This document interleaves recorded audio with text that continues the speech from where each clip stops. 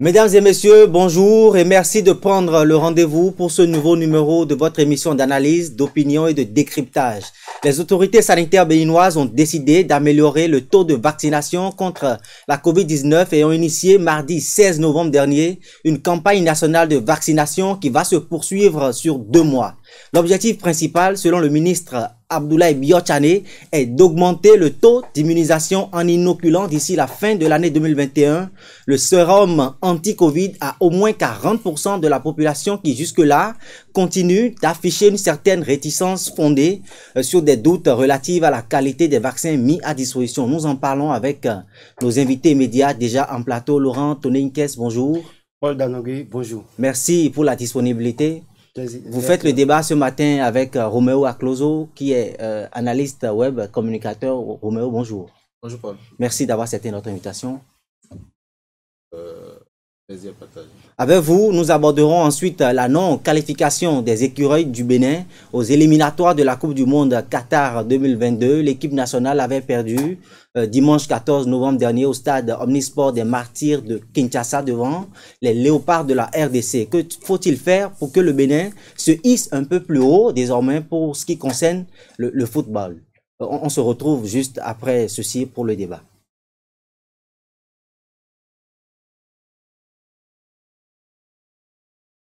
Retour en plateau, Laurent Toneinkes, vous avez suivi, le gouvernement a lancé une nouvelle campagne de vaccination qui va se poursuivre sur 2 mois. Quelle est la note que vous attribuez à cette campagne? Bon, j'attribue la note 6 à cette campagne.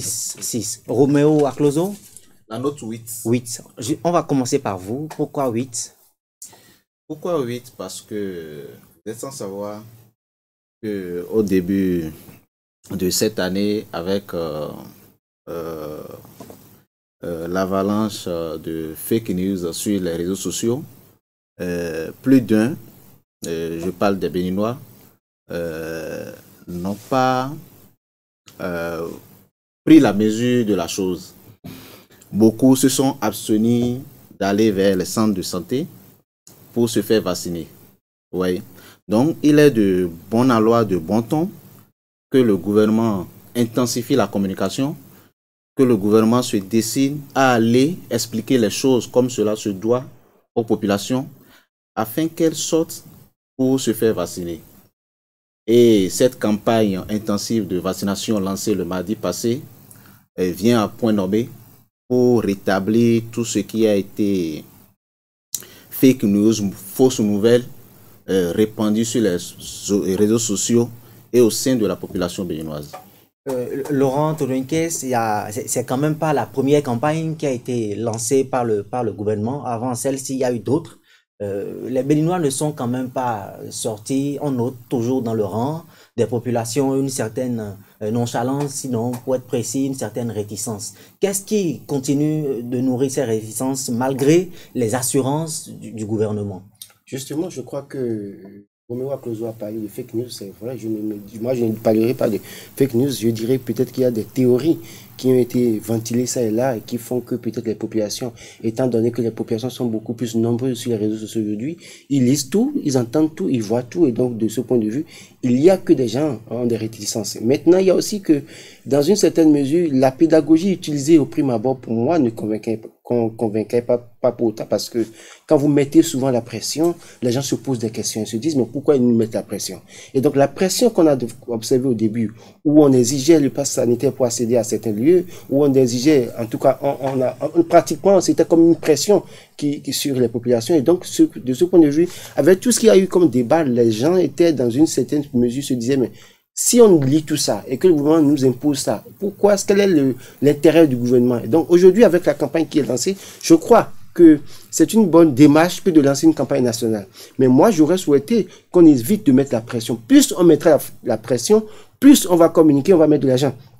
Dans la communication, j'ai vu il y a quelques jours le ministre de la Santé qui a rencontré tous les maires du Bénin à Cotonou pour parler encore de la vaccination, alors qu'en réalité, il y a un pouvoir déconcentré. On peut déjà répercuter l'information à partir du ministère de la Santé vers les préfectures. Les préfets rencontrent les maires pour leur parler. Mais tout ça, c'est de l'argent. Et donc, si on doit faire tout ça, il va falloir qu'on évite de mettre autant de pression parce que quand vous mettez la pression, les gens se posent la question toujours de savoir pourquoi on nous met la pression, quel est l'intérêt du gouvernement dans le fait de nous imposer la vaccination à tout prix, alors que peut-être ailleurs, il n'y a pas pour autant de pression. Laurent Torinkès, le ministre d'État Abdoulaye Biotchane a quand même évoqué un troisième pic de contamination. Il y a quand même eu 1800 cas de Covid enregistrés par semaine, selon les déclarations du ministre. Face à ce tableau, le gouvernement aurait-il garder le silence, opter pour le silence et laisser les populations? Je ne dis pas que le gouvernement, je ne demande pas au gouvernement de garder le silence.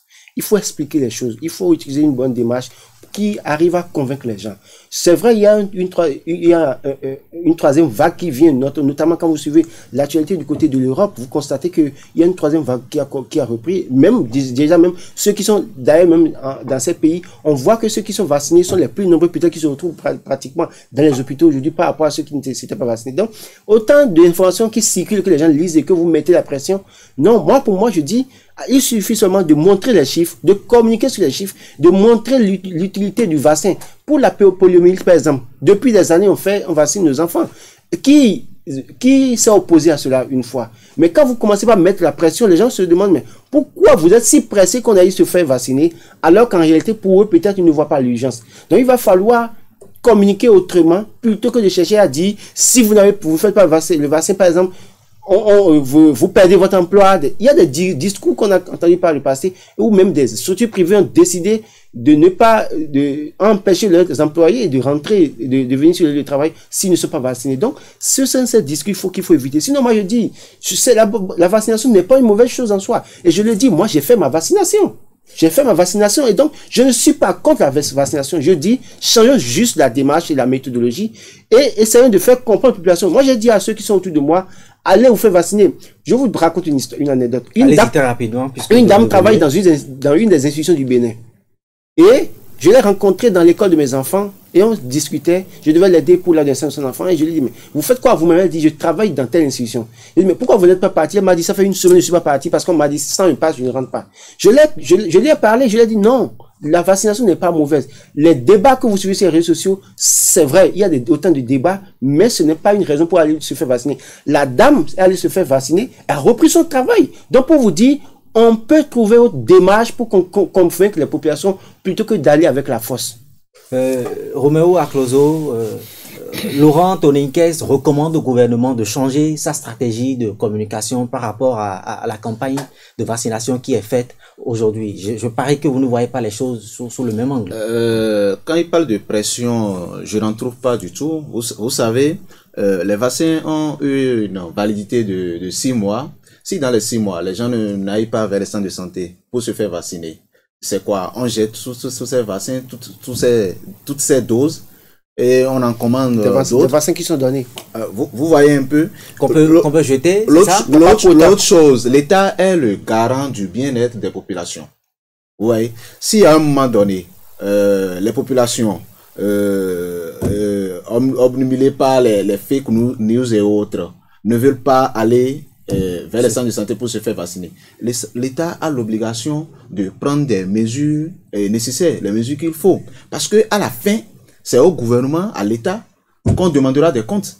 Mais aujourd'hui, les Béninois se sentent pris comme par l'antre de la pression. Les gens se disent que on n'a pas besoin de les obliger puisque je ne vous apprends rien. Oui. Le pass vaccinal est conditionné aujourd'hui. Il faut c'est la mesure, il faut l'avoir pour avoir accès aux services publics. Oui. Comme je le disais tantôt, c'est l'État qui répondra après du bien-être des populations. Et dans cette optique, l'État a l'obligation de faire tout ce qui est en son pouvoir, tout ce qui est nécessaire pour que les populations, dans leur grande majorité, puissent se faire vacciner. Si à la fin, si on est 3 sur ce plateau, si vous 2 vous êtes vaccinés, que moi je ne suis pas vacciné, et à un moment donné, je vous contamine. Est-ce que c'est bien? Je comprends, mais les Béninois, vous avez appris, il y en a quand ils vont se faire vacciner, quand ils reviennent chez eux, il y a des troubles, il y a des effets secondaires, des effets indésirables, ce qui conforte certains dans leur position de ne pas aller se faire vacciner. C'est un prétexte. Les effets secondaires, c'est pas seulement quand on se fait vacciner à la Covid, ou d'autres vaccins, polio et autres, il y a parfois des effets secondaires. Je suis d'accord Il y a parfois des effets secondaires. Il n'y a pas de produit. C'est un prétexte. Et vous savez, tout ce problème aujourd'hui qui se pose, c'est dû à la mauvaise communication, c'est dû aux informations, fausses informations diffusées ci et là. Sinon que se faire vacciner. Je demandais aux IM la fois passée, mais pourquoi vous voulez pas vous faire vacciner? Ils me disent on va mourir. On va mourir. Et je leur demande, même si vous ne vous vaccinez pas, vous n'allez pas mourir. Autant mieux préserver sa vie. Vous savez. Oui, allez-y. Je pense que fondamentalement, comme il l'a dit déjà, il n'y a pas de produit pharmaceutique sans effet secondaire. Même le paracétamol que vous achetez à 100 francs en pharmacie, quand vous prenez ça mal, sans respecter la posologie, vous pouvez avoir des problèmes. Mais je dis, et moi j'insiste là-dessus, moi je viens d'un organe d'un TV qui a lancé une campagne, une quinzaine contre la COVID-19, où on prend des gens qui se sont fait vacciner, qui passent un message pour dire j'ai pris le vaccin, je n'ai rien.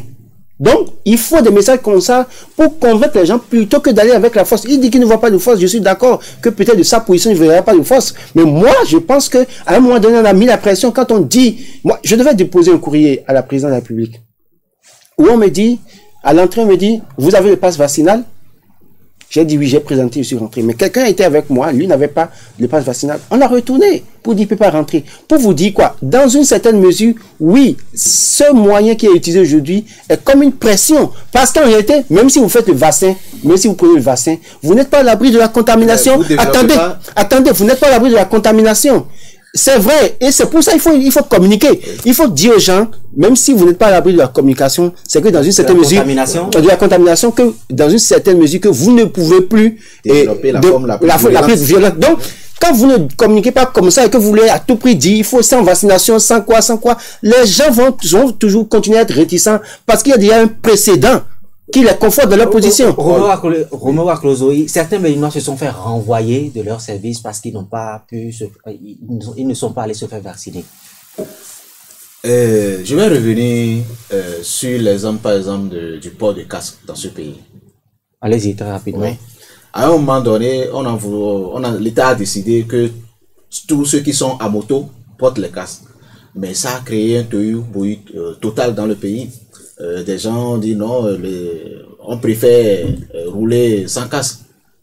Alors que quand il y a accident, ouais, il y a un père de famille qui perd sa vie, c'est un problème, c'est une charge. Les enfants sont maintenant à la charge de la société. Vous voyez, quand je remets tout ceci dans le contexte d'aujourd'hui, c'est l'État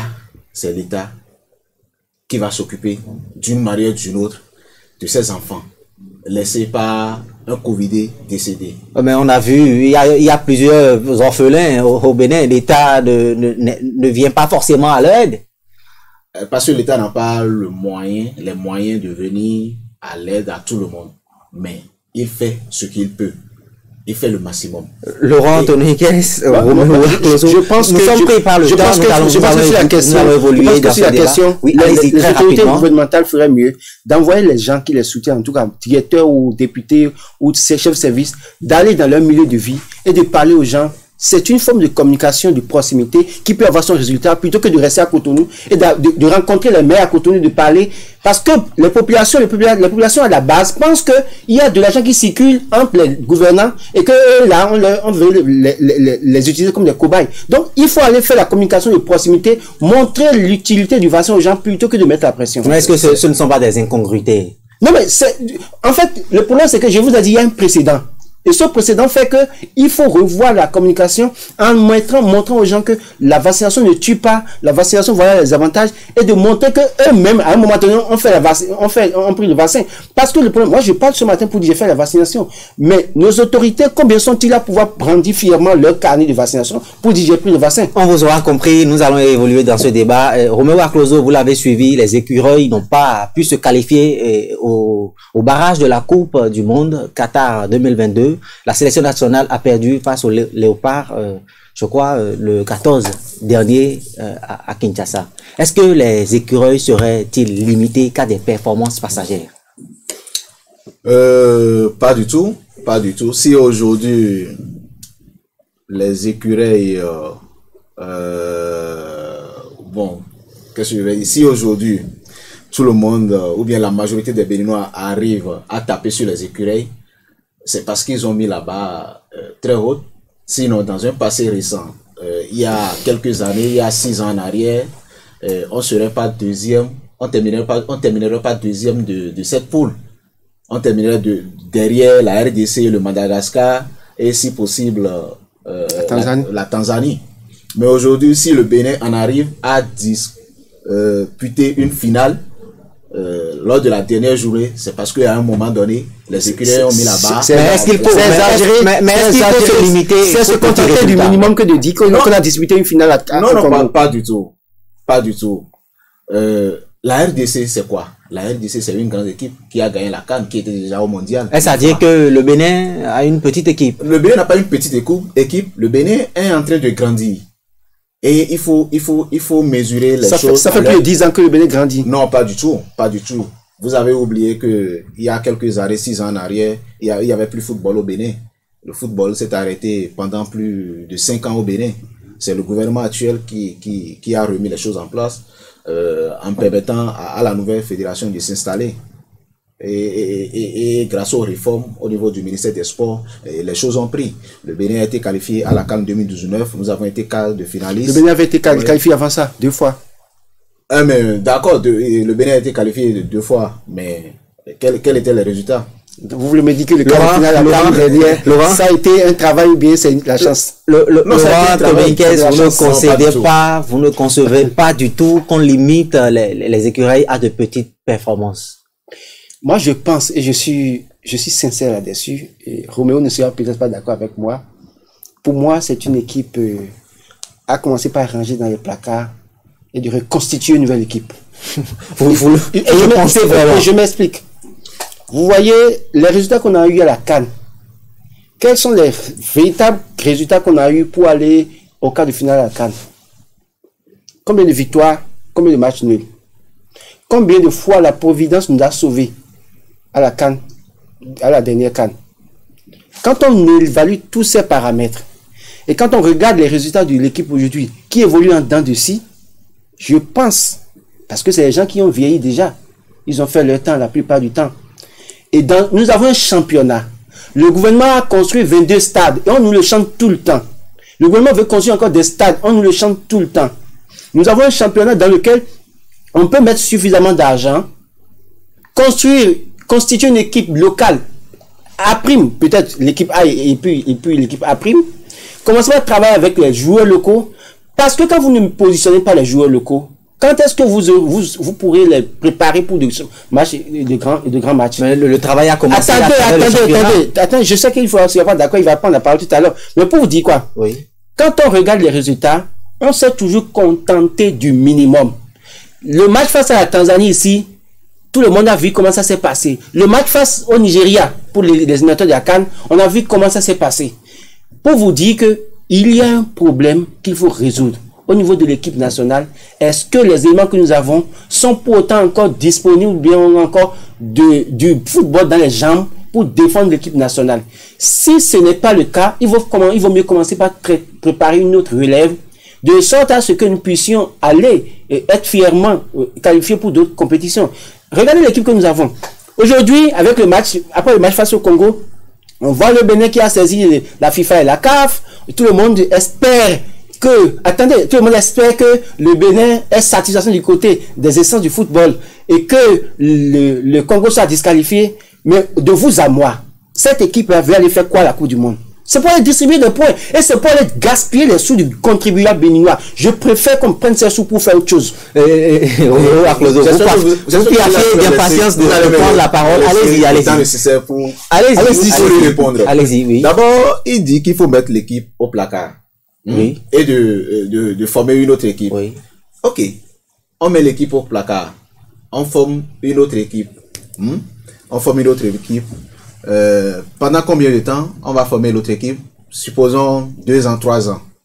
Quand l'autre équipe sera mise en compétition, automatiquement elle va gagner? Il faut la préparer. Automatiquement elle va gagner. Non, pas du tout. C'est pourquoi il faut maintenir l'équipe actuelle. Et je lui répondrai pour dire l'équipe actuelle n'est pas si vieillissante que ça. Quand vous prenez le 11 entrant, c'est seulement 2 éléments qui ont dépassé la trentaine, à savoir Khaled Adeno, le capitaine, et Jordan Adé aussi. Tout le reste, c'est des jeunes. Il nous livre quelques compétitions. Il nous livre quelques. C'est pas l'âge. C'est pas l'âge. C'est autre chose. Quand il me dit, si le Bénin se qualifiait à la Coupe du Monde, qu'est-ce qu'ils iront faire? C'est comme si tous ceux les 32 équipes qui se qualifient à la Coupe du Monde, ils vont toutes pour. Mais Roméo Aklozo, quand on voit. Au lieu d'aller distribuer des points avec les sous contribuables, je préfère qu'on il y a toujours des équipes qui distribuent des points. Sont allées pour apprendre. C'est pas forcément pour attention. Et pourquoi vous ne voulez pas que votre pays soit à la Coupe du Monde? Non, je ne veux pas que mon équipe aille distribuer des points avec les sous du contribuable, alors qu'on a besoin d'argent. Donc c'est quand on sera prêt, en 100 ans, il y a des pour aller gagner la Coupe.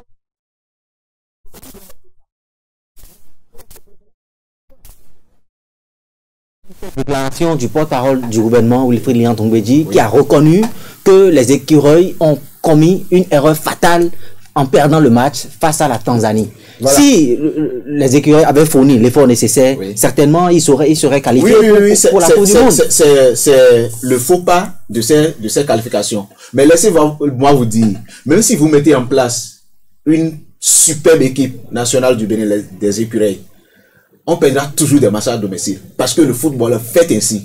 Ah bon? Il faut toujours faire des matchs à domicile? Non, je dis on perdra des matchs à domicile. Okay. Et ça, il faut se le mettre en tête. Parce qu'aujourd'hui, le débat qui se fait sur les réseaux sociaux, la plupart des Béninois sont des profanes. Vous voyez? Le Brésil, cette année, a perdu la Copa América à domicile face à l'Argentine. 1-0. C'est pour vous dire, le football n'est pas une... Ça arrive. Oui, moi, je ne suis pas... Lors de ces éliminatoires, on a perdu combien de matchs à domicile? Paul Danobi. Un seul match. Oui. Ça veut dire que c'est arrivé une fois, s'il vous plaît. Et ça fait le seul match perdu en 10 ans sur le stade général Mathieu Kérékou. En 10 ans, c'est le seul match perdu. Ça veut dire quoi? C'est comme si, quand les gens parlent, c'est comme si on a perdu 10 matchs en 10 ans. Mais ça n'égale pas les matchs perdus hors du Bénin. Non, écoutez, Paul, je ne suis pas dans la polémique du Bénin. Allez-y, Laurent. Qui consiste à dire que le Bénin a perdu des matchs à domicile. Toute équipe peut perdre des matchs à domicile. Mais voilà, quand je parle d'équipe à constituer, je veux bien lui expliquer ce que je veux dire par là. En rangeant cette équipe au placard, parce que je voulais vous dire une chose. Aujourd'hui, l'équipe du Bénin est éliminée. Tout le monde le sait. Les championnats, les éliminatoires, oui, bon, en griffe. Bon, pour ceux qui ont d'espoir, moi, j'ai pas d'espoir. Les éliminatoires qui viennent commencent en mars 2022. Suivez très bien ce qui va se passer. On a fini les éliminatoires pour la Coupe du Monde en griffe. Pour des gens comme moi, le Bénin est éliminé. C'est que on est en novembre, décembre, janvier, février. Vous allez voir que les joueurs sont dans leur club, pas d'équipe nationale. On n'en parle pas du tout. Et vers fin février, votre entraîneur viendra devant la presse pour présenter la liste de 23 joueurs. Et c'est avec ces gens-là qu'on ira attendre disputer les éliminatoires. Et c'est pourquoi je dis, il faut constituer une équipe prime. Attendez, suivez-moi. Nous allons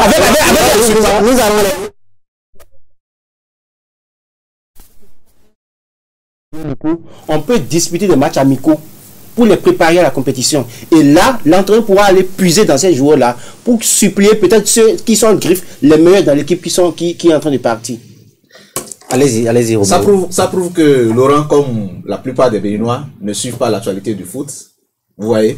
Parce que l'équipe, il existe bel et bien au Bénin, l'équipe nationale A', dirigée par Moussa Latouyi, et qui livre régulièrement des matchs, qui fait régulièrement des regroupements. Les derniers combien parmi sont les matchs face au Congo? Ils peuvent laisser aller au bout de ma Allez-y, Roméo. Les derniers regroupements, c'était un match, c'était en août passé, ou bien en septembre, face au Togo, l'équipe béninoise s'est déplacée et allait battre le Togo 2-0. Je parle des A'. Le mois passé, l'équipe locale a été invitée par l'Algérie. Le mois passé. Après ce match, les joueurs sont où? Nous allons laisser ce que je dis, c'est la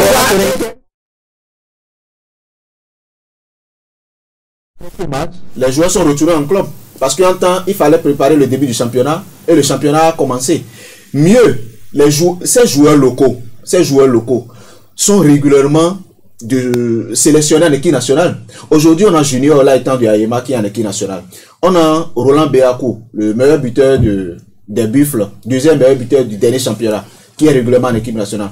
On a Chérif Dinkapo, le gardien des Buffles, qui est régulièrement en équipe nationale. Au fur et à mesure qu'on aura un championnat régulier, il y aura davantage de joueurs en équipe nationale. Je ne parle pas d'équipe à prime constituée à la veille de match. Je dis une équipe permanente.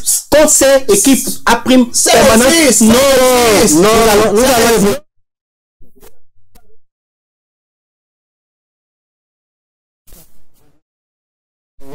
du penalty qui a fait remous au cours de ce dernier match, le sélectionneur de la RDC, Hector Cooper, a fait 4 changements au cours de la seconde période de ce match, ce qui a certainement poussé la Fédération béninoise de football à adresser à la FIFA un recours. Espérez-vous que ce recours-là prospère? Est-ce que on peut espérer ou ne pas espérer? De toute façon, je l'ai dit tout à l'heure, pour moi, j'ai pas autant d'espoir. Je crois que j'ai eu le temps d'échanger avec Roméo en aparté sur la question pour lui dire, évidemment, du moment où on a déjà choisi un arbitre gabonais pour ce match, même si c'est à 24 heures du match, il fallait mettre autant de communication pour mettre la pression sur l'arbitre déjà, pour lui faire comprendre qu'il n'a pas d'erreur à faire. Déjà, à ce niveau. Maintenant, l'arbitre qui donne un penalty, un fait de match au Congo, je ne sais pas si, d'ailleurs, le Bénin n'a pas saisi sur ça. La FIFA ou la CAF, c'est ça, sauf erreur de ma part. Mais c'est sur les changements que le Bénin mise maintenant pour avoir la chance d'être qualifié, pour que le Congo soit disqualifié. Moi, je ne connais pas les règles du football, mais pour le peu que j'ai lu, je me demande si réellement ça peut prospérer, ou est-ce que la FIFA serait peut-être en mesure de prendre des décisions pour sanctionner l'arbitre. Parce que c'est quelque chose qui peut arriver, plutôt que d'espérer que la FIFA ou la CAF sanctionne le Congo, c'est peut-être l'arbitre qui sera sanctionné, surtout l'arbitre, le 4e arbitre justement, qui est censé suivre ce qu'il fait sur la feuille de match et pouvoir dire non, c'est pas possible. Donc pour moi, l'espoir c'est peut-être avoir l'arbitre sanctionné, mais espérer que le Congo sera disqualifié au profit du Bénin, en griffe. Roméo Aklozo, la décision de la FIFA sera connue le 23 novembre 2021, conformément au test en vigueur au sein de l'organisation. Le Bénin ne risque-t-il pas de subir une autre débâcle au cas où ce recours-là ne prospérait pas? Pas du tout. Même si le recours ne prospérait pas, on aura eu le mérite d'aller devant l'instance fêtière. Vous savez pourquoi? Parce que, comme le disait Laurent tout à l'heure, mettons en place une très belle équipe, prenons du temps, on met en place une très belle équipe d'ici 10 ans, on revient dans les qualifications, on bat tout le monde à domicile, mais à l'extérieur on se fait voler nos victoires. C'est en ce moment qu'on ira devant la FIFA? Non, c'est maintenant qu'il faut le faire, pour que les gens sachent en même temps que demain, en jouant contre le Bénin, si je triche, je sais à quoi m'attendre. Et c'est en cela qu'il faut porter ce recours. Ce ne sera jamais le même cas de figure. Se fasse respecter désormais sur la scène. Roméo Aklozo, ce ne sera jamais le même cas de figure. Sur le fond, il y a eu 4 changements. Oui. Il y a eu les changements en 4 temps. Or, en temps normal, c'est en 3 temps. Oui. Il y a eu dans un passé très récent en Allemagne, lors de la Coupe d'Allemagne, Wolfsburg a été éliminé sur le même fait.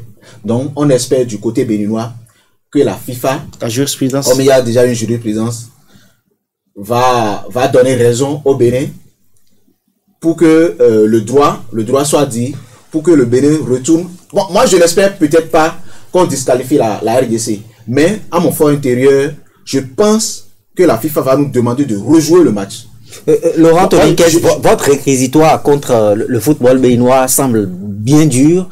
Si on vous donnait l'opportunité de faire des propositions, quitte à voir le football béninois connaître des bons, que proposeriez-vous? Je pense que l'équipe nationale, on doit la respecter, mais il ferait mieux de travailler déjà au début des compétitions plutôt que d'attendre la fin des compétitions pour espérer une certaine entre griffes pour moi faveur. Parce que quand il parle de saisir la FIFA ou la CAF maintenant, que c'est maintenant qu'il faut le faire, et je lui disais tout à l'heure que ce n'est pas le même cas de figure. On a vu ce qui s'est passé avec la Sierra Leone. Et au finish, malgré que le Bénin soit en bonne position, on a été disqualifié. Avec le Congo, c'est encore une autre cas de figure. Cela suppose que quoi? Demain encore, ce n'est pas évident qu'on ait les mêmes cas de figure. C'est encore d'autres cas que les gens sortiront. Et sachant que le football, c'est un griffe la mafia, et sachant que c'est la loi du plus fort contre les plus faibles à des moments donnés, je me demande si éventuellement on va continuer à dire ça. Autant mieux préparer l'équipe à des victoires, parce que la plupart du temps, quand vous suivez bien, quand ils allaient au Congo, pardon, tout le monde disait, si le Bénin a un match nul, c'est fini. Si on a un match nul, on est qualifié. Alors qu'en réalité, il faut se battre pour une victoire. Et quand vous regardez tout le temps, face au Nigeria ici, on disait, si on a un match nul, on est qualifié.